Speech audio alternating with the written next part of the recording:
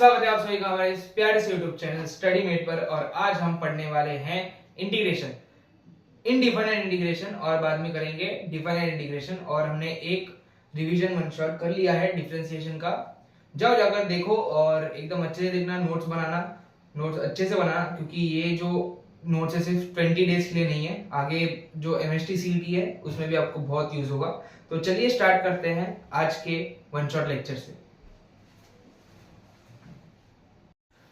Question आपके screen पर आ चुका है कि integration of e raised to x into 1 plus x upon cos square x into e raised to x। अब इस क्वेश्चन में आपको क्या करना है वो आपको देखना पड़ेगा कि इसमें आपको ये जो पूरा एक्सप्रेशन है, अगर आप इसे इंटीग्रेट करेंगे तो वो बहुत मुश्किल है, इम्पॉसिबल भी है। लेकिन आपको इसको अगर इंटीग्रेट करना है तो आपको इसको एकदम सिंपल फॉर्म में कन्वर्ट करना पड़ेगा। और सिंपल फॉर्म में कन्वर्ट करने के लिए बहुत सारे तरीके हैं, लेकिन यहाँ पर मुझे सब्स्टिट्यूशन वाला तरीका बहुत ही ज्यादा अच्छा दिख रहा है, क्योंकि यहाँ पर ये जो x into e raised to x है, ये x into e raised to x है, अगर मैं इसे डिफरेंशिएट करूंगा तो मुझे ये वाला पार्ट मिलेगा। देखिए यहाँ पे t को अगर मैं रखूं x into e raised to x और मैं इस पूरे टर्म को डिफरेंशिएट करूं विद रिस्पेक्ट टू x, तो ये हो जाएगा dt by dx। और x into e raised to x में यहाँ पर लगेगा u डॉट v रूल, तो x का डिफरेंशिएशन 1 होता है into e raised to t, तो directly e raised to t plus x को जैसा था वैसे रहने दो, और e raised to सॉरी ये x है, और e raised to x का डिफरेंशिएशन होता है e raised to x। अब यहाँ से मैं e raised to x को कॉमन ले लूंगा, तो dt upon dx क्या हो जाएगा e raised to x into 1 plus x, और ये dx वहां पर चला जाएगा, तो dt क्या बन जाएगा e raised to x into 1 plus x into dx। तो ये जो पूरा न्यूमरेटर है पूरा हट गया, इसके जगह पर सिर्फ dt आएगा। तो इंटीग्रेशन ऑफ dt अपॉन ये जो x into e raised to x की जगह पर मैं डाल दूंगा t cos square t। अब 1 upon cos square t होता है sec square t। अब ये sec square t को तो डिफरेंशिएशन आपको पता ही है, tan t प्लस c। अब t के जगह पर हमने क्या डाला था x into e raised to x, तो बस रीसब्स्टिट्यूट करके सम को खत्म कर दो। आई होप आपको ये क्वेश्चन समझ में आ गया है। इसमें हमने यूज किया है सब्स्टिट्यूशन वाला टेक्निक। आपको सम देखते ही आपको पहले इसे एनालाइज करना होगा कि मैं अगर कुछ सब्स्टिट्यूट कर रहा हूं तो उसको डिफरेंशिएट करने के बाद यहाँ पर मुझे कुछ मिल रहा है क्या। अब फॉर एग्जांपल ये एक सम है, इस सम में आपको ऐसी एक चीज को उठाना है, ऐसे कौन सा भी एक एक्सप्रेशन को उठाना है। जैसे कि मैंने यहाँ पर x into e raised to x को उठाया, ऐसे एक्सप्रेशन को उठाओ जिसका डिफरेंशिएशन पहले से ही एक्सप्रेशन में हो। x into e raised to x का डिफरेंशिएशन पहले से ही इस सम में है। ऐसे कोई एक्सप्रेशन को मत उठाना जिसका डिफरेंशिएशन इसमें है ही नहीं। जैसे कि अगर मैं 1 plus x को अगर उठाऊं, 1 plus x का डिफरेंशिएशन होता है 1 है, लेकिन उसके बाद कुछ एलिमेंटेड नहीं हो रहा। जैसे कि cos in x into e raised to x, अब अगर मैं इसको डिफरेंशिएट करूं तो ये आ जाएगा minus sine x into e raised to x और बाद में इसका डेरिवेटिव। तो ये तो इसमें है ही नहीं, ये डेरिवेटिव इसमें प्रेजेंट ही नहीं है। आपको कोई ऐसा एक्सप्रेशन उठाना है जिसका डिफरेंशिएशन या फिर जो डिफरेंशिएशन करने वाला जो आपको एक्सप्रेशन मिले इस सम में पहले से प्रेजेंट होना चाहिए। जैसे कि x into e raised to x है, मैंने इसे डिफरेंशिएट किया तो मुझे ये आया, ये पूरा पार्ट इसमें प्रेजेंट है, इसलिए मैंने इसे t लिया। आई होप आपको t लेने का कारण समझ में आ गया है। चलिए अब बढ़ते हैं नेक्स्ट क्वेश्चन की तरफ।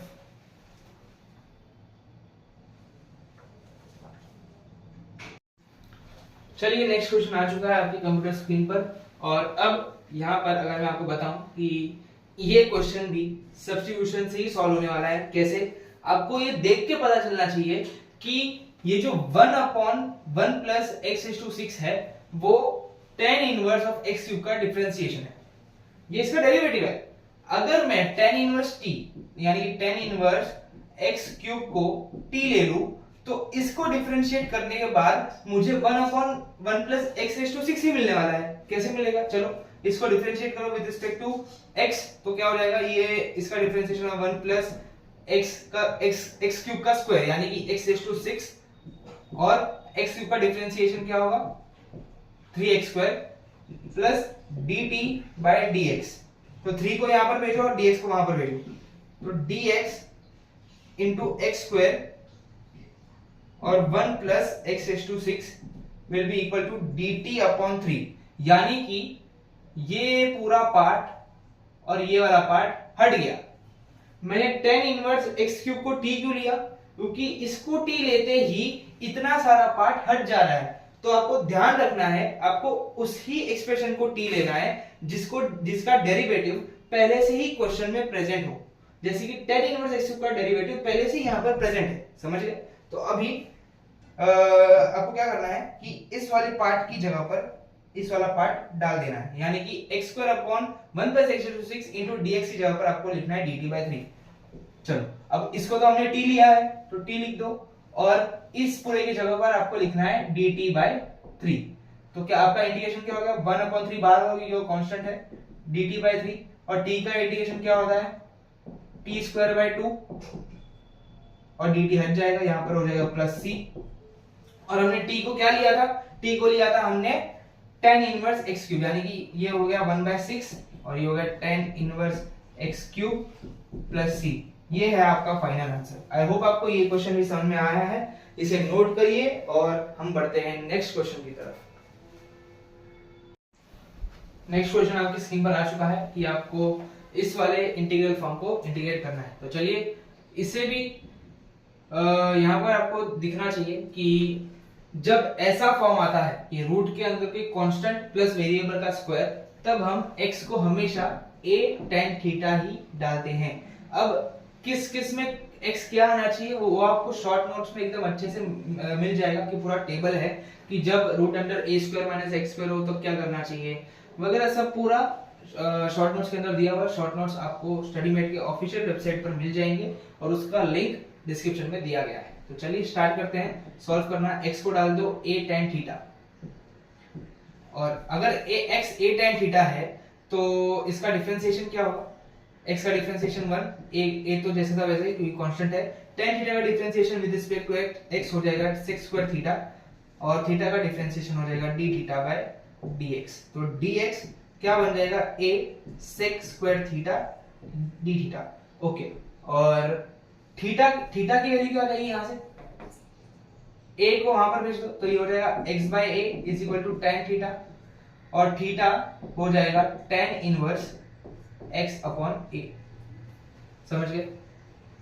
तो चलिए अब x की जगह पर हम डालेंगे a tan थीटा, तो ये हो जाएगा a square tan square theta root under a square plus a square tan square theta, और dx की जगह पर हम ये डालेंगे तो ये हो जाएगा a sec square theta d theta. Okay, हाँ, अब यहां से ये एक a और ये एक a कैंसिल, और ये यहां से a स्क्वायर बाहर आ जाएगा, a हो जाएगा, और 1 प्लस tan स्क्वायर थीटा। ये देखो यहाँ पर मैं साइड में करके बता रहा हूँ कि a स्क्वायर कॉमन लूंगा तो ये हो जाएगा 1 plus tan square theta, a square बाहर आके a हो जाएगा, और ये sec स्क्वायर थीटा हो जाएगा, sec स्क्वायर थीटा और रूट कैंसिल होके सिर्फ sec थीटा बचेगा। तो ये पूरा बन जाएगा sec square theta d theta upon a tan square theta into a sec theta. तो एक sec थीटा एक sec theta cancel, a square बाहर आ जाएगा, ठीक है नहीं, a स्क्वायर बाहर आ जाएगा, और बाद में इसके बाद हम क्या कर सकते हैं कि cot थीटा, एक tan को मैंने बाजू में कर दिया, और ये होगा sec theta upon tan theta d theta, और sec theta upon tan theta होता है cosec थीटा। तो 1 अपॉन a स्क्वायर आएगा, स्क्वायर स्क्वायर यहाँ पर 2 है ना इसलिए, तो ये हो जाएगा cot theta into cosec theta d theta. अब cot theta into cosec theta का तो डायरेक्ट अब इंटीग्रेशन है माइनस cosec थीटा, इसका इंटीग्रेशन है minus cosec theta plus c। अब को यहाँ तो हमें इंटीग्रेशन हमें x के टर्म्स में चाहिए, तो अभी हमें इसकी जगह पर x लाना होगा। तो since tan theta is equal to x upon a, तो अब मैं इसे रफ कर रहा हूं। अब कोसेक स्क्वायर थीटा जो होता है वो होता है 1 प्लस कॉट स्क्वायर थीटा, है ना। अब अगर tan theta x bye a है तो cot थीटा क्या होगा, a बाय x रेसिप्रोकल। तो कोसेक स्क्वायर थीटा जो है वो हो जाएगा 1 plus a square by x square. तो cosec square theta is equal to x square plus a square upon x square. तो कोसेक थीटा क्या हो जाएगा, यहाँ से रूट ले लो इसका, तो ये हो जाएगा x square plus a square upon x. तो कोसेक थीटा के जगह पर हम ये डालेंगे, तो minus one upon a square will be equal to x square plus a square upon x plus c, और यही है हमारा करेक्ट आंसर। आई होप आपको ये वाला क्वेश्चन सर में आ चुका है। हमने आज के उसमें हमने कितने सम्स किए, हमने 3 सम्स किए, उसमें हमने सिर्फ और सिर्फ सब्स्टिट्यूशन किया है, और आगे अब क्या क्या आगे हम सम्स करने वाले हैं पार्शियल इंटीग्रेशन पर, और वो आपको तो मैं एक बार वापस बता देता हूं कि जब ट्रिग्नोमेट्रिक सब्स्टिट्यूशन कब करना है आपको मिलेगा शॉर्ट नोट्स में, तो आपको शॉर्ट नोट्स जाकर विजिट करना पड़ेगा कि कहां पर हमें ट्रिग्नोमेट्रिक सब्स्टिट्यूशन करना है। और बाकी जो सब्स्टिट्यूशन होते हैं उसमें आपको सपोज एक क्वेश्चन है, आपको क्वेश्चन में से ही ऐसा कोई वेरिएबल निकालना है और उसी वेरिएबल का जो डेरिवेटिव है वो क्वेश्चन में प्रेजेंट होना चाहिए। क्वेश्चन में वही वेरिएबल को उठाओ जिसका डेरिवेटिव क्वेश्चन में है, पहले से प्रेजेंट है, और उसी वेरिएबल को टी सब्स्टिट्यूट करो या फिर कुछ और सब्स्टिट्यूट कर दो। तो सब्स्टिट्यूट आपको क्या करना है, उस वेरिएबल को सब्स्टिट्यूट करिए जिसका डेरिवेटिव पहले से ही क्वेश्चन में प्रेजेंट है, जैसे कि फर्स्ट 2 सम्स में हमने किया, और यहाँ पर हमने ट्रिग्नोमेट्रिक सब्स्टिट्यूशन किया। तो चलिए मिलते हैं नेक्स्ट वीडियो में, तब तक के लिए गुड बाय, जय श्री कृष्ण, पढ़ते रहिए। तो अब से हम क्वेश्चंस करेंगे सारे के सारे सब्स्टिट्यूशन, और साथ में मिक्स होगा पार्शियल फ्रैक्शन। सो चलिए स्टार्ट करते हैं इस वाले क्वेश्चन से। अब इस वाले क्वेश्चन में आपको देख के लग रहा होगा कि हमें इसमें पार्शियल फ्रैक्शन यूज करना पड़ेगा, लेकिन अभी से अगर ऐसा पार्शियल फ्रैक्शन अगर आप इसमें यूज करोगे तो थोड़ा पॉसिबिलिटी है कि आपको सम थोड़ा डिफिकल्ट लगे। तो पहले हम इसमें थोड़ा सा सब्स्टिट्यूशन यूज करेंगे, बाद में पार्शियल फ्रैक्शन यूज करेंगे।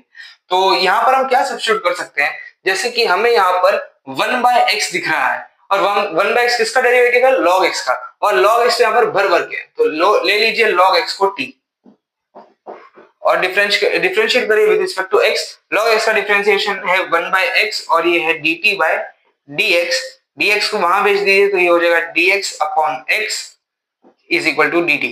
तो ये जो dx अपॉन x को हम dt ले लेंगे और log x की जगह पर t डाल देंगे, तो ये कैसा लगेगा, integration of 1 plus T 2 plus T और 3 प्लस टी। समझ गए, बात समझ में आ रही है आपको। अब इसमें हमें क्या करना है वो मैं आपको बताता हूं कि अब इसमें आप 2 मेथड से चल सकते हो, और एक मेथड से ये सॉल्व हो सकता है, लेकिन हम करेंगे इसे पार्शियल फ्रैक्शन से। और पार्शियल फ्रैक्शन में क्या किया जाता है, पार्शियल फ्रैक्शन में हम इक्वेट करते हैं 1 plus t is equal to 2 plus t into 3 plus t is equal to a upon 2 plus t plus 3 b upon 3 plus t, ऐसे हम करते हैं। अब इसमें क्रॉस मल्टीप्लाई कर लो, है ना, क्रॉस मल्टीप्लाई कर लो इसको। अगर क्रॉस मल्टीप्लाई हमने एक बार कर लिया तो ये क्या हो जाएगा, ये कैंसिल होने वाला है, तो 1 plus t is equal to a into 3 plus t plus b into 2 plus t. अब पहले टी को डालो -3,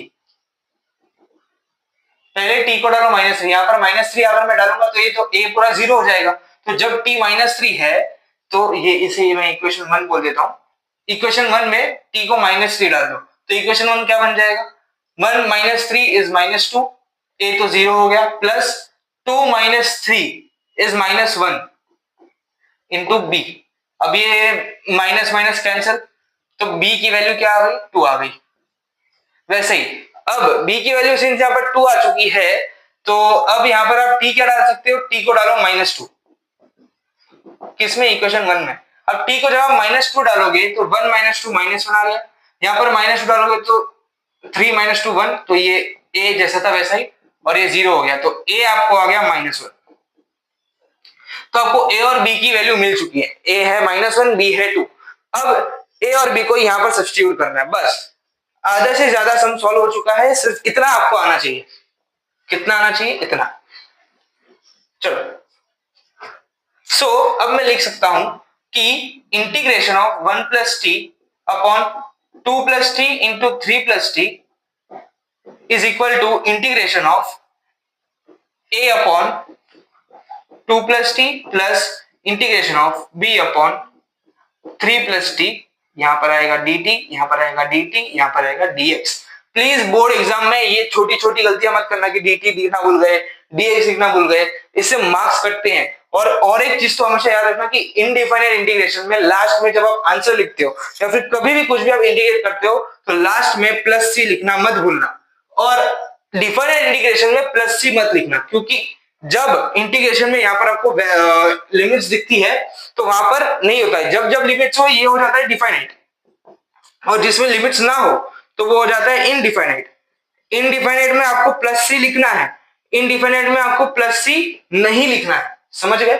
चलो सबको कंटिन्यू करते हैं, बीच में ऐसा छोटा छोटा ज्ञान आपको मिलता रहेगा, है ना, इसलिए तो इसे मैं रिवीजन लेक्चर कहता हूं, इसमें आपको सब रिवाइज करवाऊंगा मैं।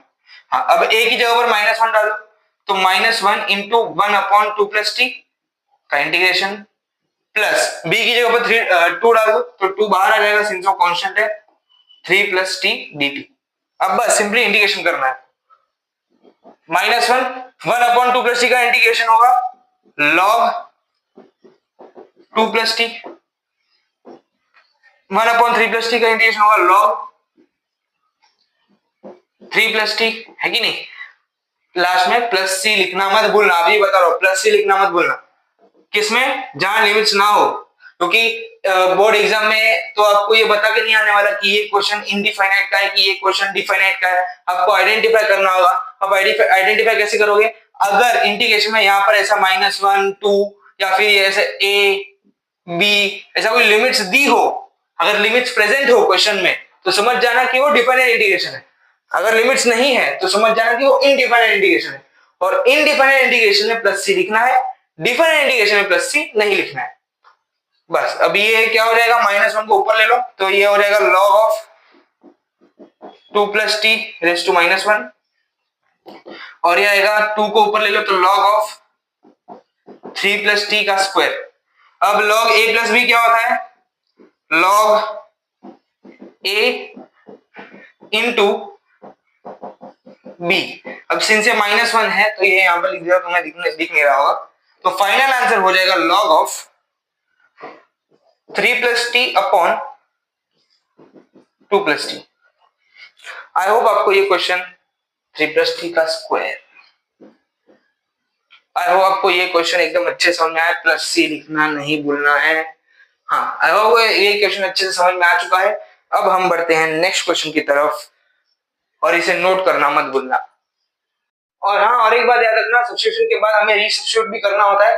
t को हमने log x लिया था तो t की जगह पर log x डाल दो, log x log x। So next question आ चुका है आपकी कंप्यूटर स्क्रीन पर। नेक्स्ट क्वेश्चन में क्या दे रखा है, वैसे ही आपको दो ब्रैकेट्स नीचे देख के आपको समझ जाना चाहिए कि यस यहाँ पर पार्शियल फ्रैक्शन यूज किया जा सकता है। अब पार्शियल फ्रैक्शन हम यहाँ पर यूज करने वाले हैं, आपने सही पहचाना है। अब पार्शियल फ्रैक्शन यूज करने के लिए अभी x2 थोड़ा सा दिखने में कॉम्प्लिकेटेड है, तो जब तक हम पार्शियल फ्रैक्शन निकाल रहे हैं तब तक, जब तक हम पार्शियल फ्रैक्शन निकाल रहे हैं तब तक x2 को t मान लेते हैं। मैं सब्स्टिट्यूट नहीं कर रहा हूं, सिर्फ पार्शियल फ्रैक्शन सॉल्व करने के लिए मैंने x2 को t डाला है। सो x2 की जगह t डाल दीजिए जिससे कि वो थोड़ा सा अच्छा लगे, t प्लस 2 और 2t प्लस 1। हाँ, अब इसे मैं कैसे लिखूंगा, a upon t plus 2 plus b upon 2t plus 1। हमें वापस a और b ढूंढना है, a और b ढूंढने के लिए हम क्या करेंगे, क्रॉस मल्टीप्लाई करो तो ये हो जाएगा अपने आप t is equal to a into 2t plus 1 plus b into t plus 2, है कि नहीं। अब पहले t क्या डालेंगे, पहले t डाल दो -2। अगर कहां पर ये समझो इक्वेशन 1 है तो इक्वेशन 1 में t -2 डाल दो। आपको एग्जाम में अच्छे से लिखना है कि putting t is equal to -2 in equation 1, अच्छे से लिखना है आपको, ये आपको मैं सिर्फ सम समझाने के लिए कर रहा हूं। तो t को -2 डाल दो तो -2 is equal to a 2 into -2 plus 1 और b तो 0 हो जाएगा अगर मैं यहाँ पर -2 डालूंगा तो -2 is equal to -4 plus 1 is -3 तो -3a, 3 3 कैंसिल तो a आपका आ गया 2/3। समझ गए? अब 2t+1 कब 0 होगा? t को -12 डाल दो, यहां पर t की जगह पर -12 डाल दो। कैसे आप ढूंढोगे? 2t+1 को 0 डाल दो और t की वैल्यू निकालो, t की वैल्यू -12। समझ गए? t की वैल्यू आप -12 डालो, किस में डालो? इक्वेशन 1 में डालो। अरे यार, हाँ, इक्वेशन 1 में डालो, -12, a तो 0 हो जाएगा, प्लस b -12 प्लस 2, तो ये हो जाएगा -3/2, -12 नहीं, माइनस नहीं, +3/2, 3/2 इंटू बी, 2 कैंसिल, तो b क्या बन गया आपका? -1/3। तो आपको a और b की वैल्यू आ चुकी है, a की वैल्यू है 2/3, b की वैल्यू है -1/3। तो अब इस वाले इक्वेशन में हम a और b की वैल्यू सब्स्टिट्यूट करके इंटीग्रेशन करेंगे। चलो कैसे करेंगे वो हम देखते हैं अभी। देखो, इंटीग्रेशन ऑफ a की जगह पर क्या डालेंगे? 2/3। अब x की जगह पर वापस x पे डाल दो, ये t की जगह पर वापस x पे डाल दो, क्योंकि हमने a और b ढूंढ लिया। अब हमें t से कोई लेना देना है नहीं, तो t की जगह पर अब x पे डाल दो। यहाँ पर b क्या है? b क्या है?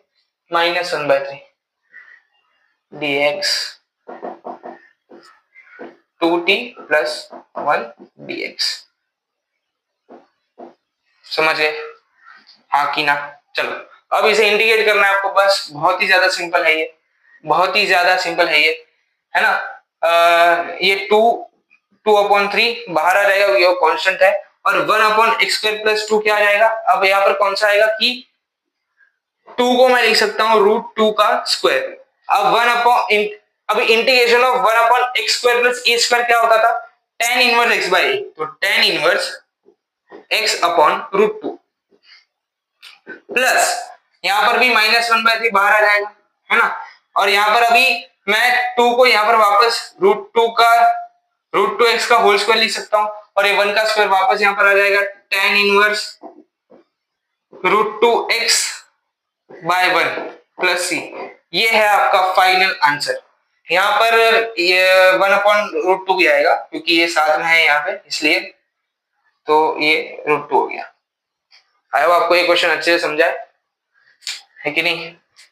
अब बढ़ते हैं हमारे कौन से क्वेश्चन की तरफ? नेक्स्ट क्वेश्चन की तरफ।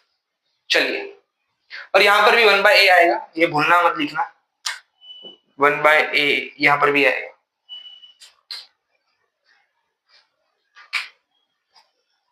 सो नेक्स्ट क्वेश्चन स्क्रीन पर प्रस्तुत किया गया है यहाँ पे आपके सामने।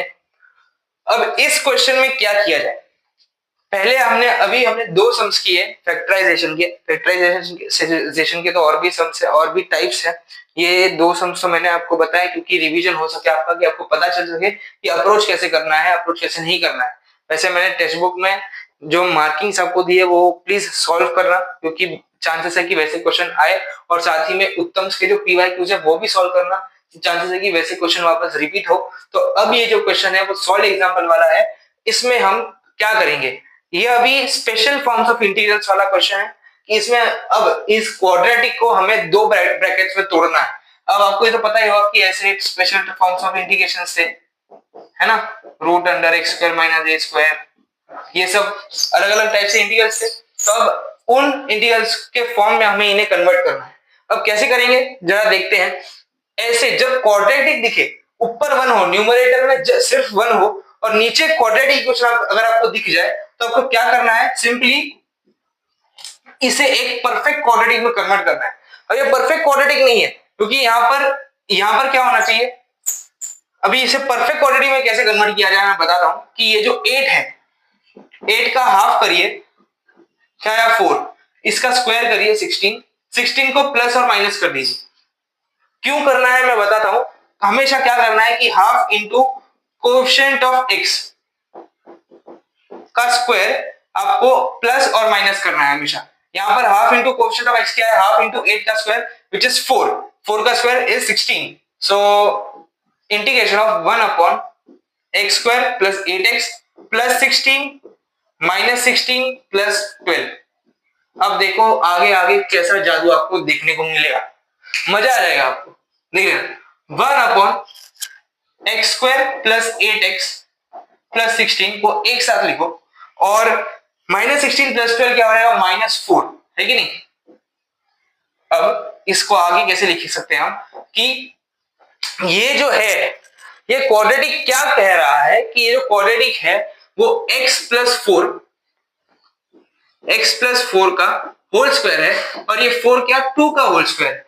यानी कि हमने इसे किस फॉर्म में कन्वर्ट कर दिया, हमने इसे इस वाले फॉर्म में कन्वर्ट कर दिया। अब ये तो स्पेशल फॉर्म ऑफ इंटीग्रल है, इसका तो फॉर्मूला है, डायरेक्ट फॉर्मूला इसका आपके पास है ना। तो अब यहां तक मैंने लाया, अभी आगे से वो फॉर्मूला लगा के सॉल्व करने की जिम्मेदारी आपकी है ना। आपको भी घर पे कुछ काम करना होगा, ऐसे नहीं कि मैं अकेले सिर्फ करूं। तो इसका आपको तो फॉर्मूला तो पता ही होगा, 1/2a log of x minus a upon log x plus a, 1/2a। सिर्फ इस फॉर्म में कन्वर्ट करके आपको लिखना है। a क्या है 2, x वाला पार्ट पूरा ये है, x की जगह पर ये डालना है, a की जगह पर 2 डालना है। आई होप आपको ये क्वेश्चन समझ में आ गया हो। ऐसे क्वेश्चन आपको कैसे सॉल्व करना है। अगर यहाँ पर ऐसे रूट आ जाए तो, अगर यहाँ पर ऐसे रूट आ जाए तो क्या करना है, यहां पर भी रूट आ जाएगा, यहां पर भी रूट आ जाएगा, यहां पर भी रूट आ जाएगा, तो यहां पर भी रूट आ जाएगा। अब इस वाले इंटीग्रल फॉर्म का भी आपके पास डायरेक्ट फॉर्मूला है कि आपको कैसे सॉल्व करना है। तो ऐसे जो स्पेशल इंटीग्रल्स है आपको सिंपली क्वाड्रेटिक को कन्वर्ट कर देना है। और ऐसे टाइप से हम करेंगे और टाइप इसके, लेकिन आई आपको इसको कैसे सॉल्व करना है, हमेशा half into coefficient of x को इसका स्क्वायर करके यहाँ पर प्लस और माइनस कर देना है, तो वो एक परफेक्ट क्वाड्रेटिक में कन्वर्ट होके इसका स्क्वायर बन जाएगा। चलिए नेक्स्ट क्वेश्चन करते हैं। नेक्स्ट क्वेश्चन आपकी स्क्रीन पर आ चुका है, वैसा ही क्वेश्चन है, सिर्फ थोड़ा सा इसमें चेंज है कि यहाँ पर x² के साथ एक कोएफिशिएंट भी है। हमेशा ध्यान रखिए कि x² अकेला होना चाहिए, x² के साथ कोई कोएफिशिएंट नहीं होना चाहिए। अब इसे हमें अकेला करने के लिए डिवाइड एंड मल्टीप्लाई में क्या करना पड़ेगा, डिनोमिनेटर में 25, तो डिवाइड और मल्टीप्लाई करिए। पहले डिवाइड करेंगे तो ये हो जाएगा 3/25, है ना, 3/25। ये और डिवाइड किया इसको तो ये x² और बाहर एक 1/25 हमने मल्टीप्लाई भी किया है, तो ये पूरा अकेला हो जाएगा। ऐसे करके आपको इसे डिवाइड करना है।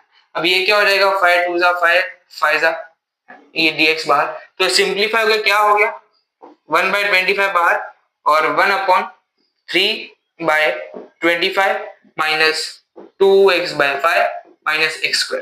अब वापस वही क्वाड्रेटिक फॉर्म आ गया, half into coefficient of x 2/5, 2 cancel, इसका स्क्वायर यानी कि 1/25 को आपको क्या करना है, ऐड और सब्ट्रैक्ट करना है। तो ये किस फॉर्म में बदल जाएगा, वापस ये किस फॉर्म में बदल जाएगा, 1/25 जैसा था वैसा बाहर लिख दो और यहाँ पर 3/25 को बाहर रखो थोड़ी देर के लिए और यहाँ पर ऐड एंड सब्ट्रैक्ट करो। क्या करो, ऐड एंड सब्ट्रैक्ट करो। पहले माइनस करेंगे, -25 प्लस 25, ऐड एंड सब्ट्रैक्ट करना है, -2x/5 माइनस x²।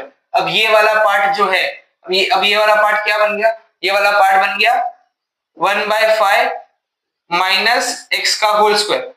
ये वाला पार्ट क्या बन गया, -1/5 माइनस x का होल स्क्वायर। और ये इससे जब आप सब्ट्रैक्ट करोगे तो ये हो जाएगा 2/25 यानी कि √2/5 का whole square.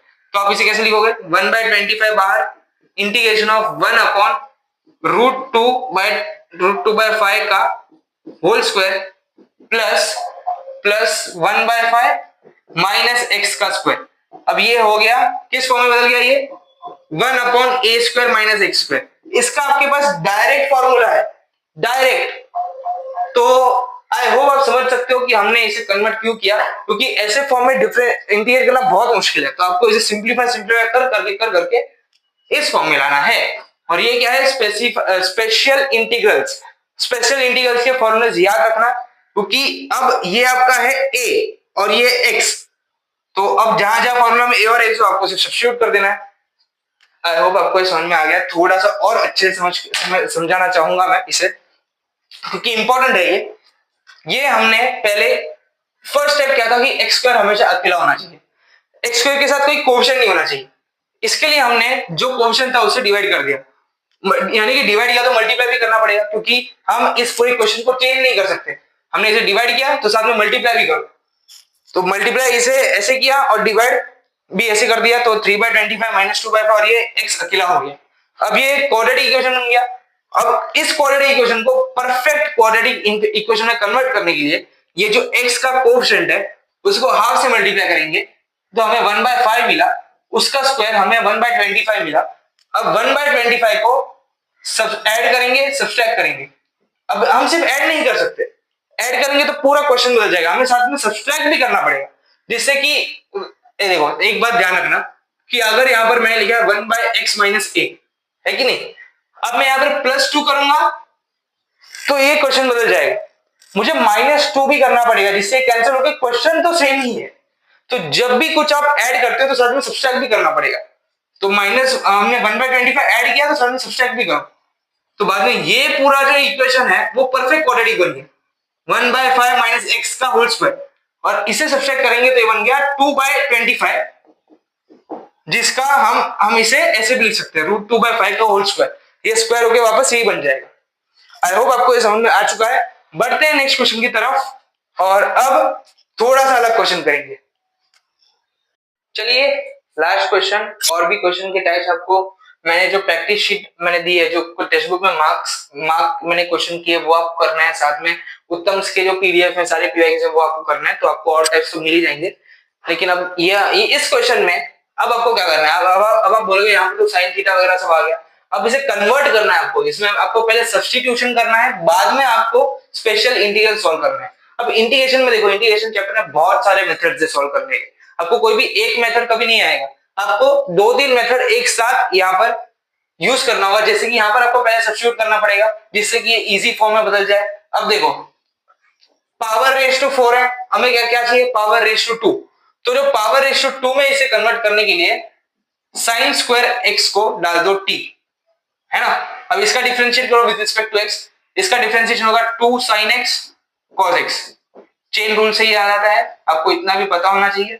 2 sin x cos x क्या होता है, sin 2x, और dx को मैं यहां ले लूंगा तो ये dx हो जाएगा इज इक्वल टू dt, तो ये जो है यहाँ पर dx भी है, ये पूरा क्या बन गया dt, और यहाँ पर आपको ये जो है sin रेज़ टू 4x यानी कि sin स्क्वायर x का स्क्वायर, यानी कि ये जो dt अपॉन ये हो गया t का स्क्वायर, और ये तो t है, चलो बन गया क्वाड्रेटिक बन गया। हमने इस पूरे टर्म को एक इजी फॉर्म में कन्वर्ट करके हमें जो चाहिए था, हमारे मन में जो था कि ऐसा एक फॉर्म आ जाए, इस फॉर्म में बदल दिया।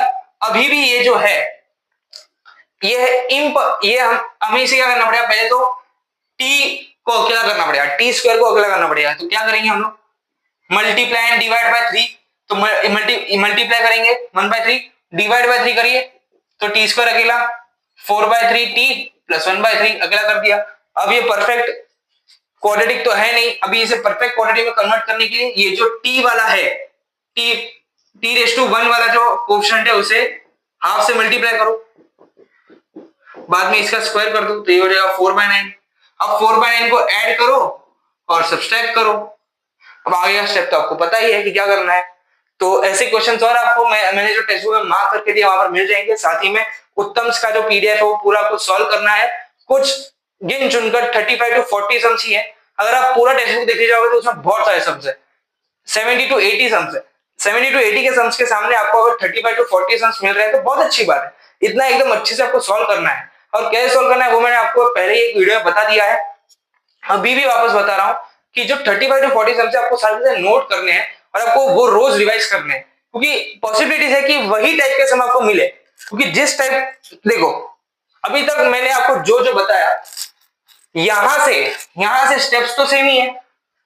अगर आपको स्टेप्स याद है कि क्या करना है, पहले आपको स्टेप याद होना चाहिए कि टी स्क्वायर का कोएफिशिएंट होना ही नहीं चाहिए, टी स्क्वायर का कोएफिशिएंट 1 होना चाहिए। अब 1 करने के लिए आप उसे डिवाइड करोगे, डिवाइड करने के बाद आपको जो टी रेज़ टू 1 का जो पावर 1, यहाँ पर x y कुछ भी हो सकता है, पावर 1 का जो कोएफिशिएंट है उसको आपको हाफ करके उसका स्क्वायर ऐड और सब्सट्रैक्ट करना है, स्टेप्स तो सेम ही है। तो आपको स्टेप्स भी अगर याद है तो अगर क्वेश्चन कुछ अलग आ जाए तो आप उसे सॉल्व कर सकते हैं। अब इसमें भी यहाँ पर थोड़ा सा आपको दिमाग लगाना था, तो आप जितना ऐसा सम्स को रोज रिवाइज करोगे, अलग अलग सम्स को रिवाइज करोगे, आपका एक्सपीरियंस बढ़ेगा और आपको सॉल्व करने के लिए और स्पीड आपकी बढ़ जाएगी। तो आपको इन 35 to 40 सम्स को आपको नोट करना है और साथ ही में उन्हें प्रैक्टिस भी करना है। ऐसे नहीं कि सिर्फ नोट कर लिया, आपको समझना चाहिए। और आपको अभी ये तो देखा आपने, लेक्चर होने के बाद आपको खुद से सॉल्व भी करना है, तब जाके ये क्वेश्चन आपको अंदर से समझ में आएगा। आई होप आपको आज का लेक्चर समझ में आया है और मिलते हैं नेक्स्ट वीडियो में। तब तक के लिए पढ़ते रहिए। गुड बाय, जय श्री कृष्ण।